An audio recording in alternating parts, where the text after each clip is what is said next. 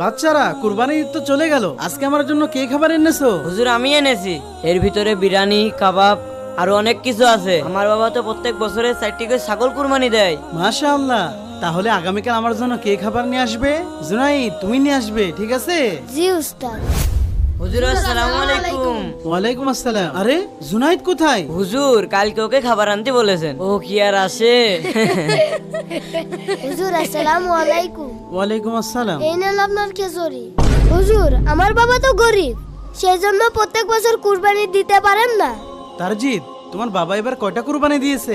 4 লাখ টাকায় 4টে খাসি কুরবানি দিয়েছে, আর সব গোস্ত ফ্রিজে রেখে দিয়েছি, 1 বছর ধরে খাবো।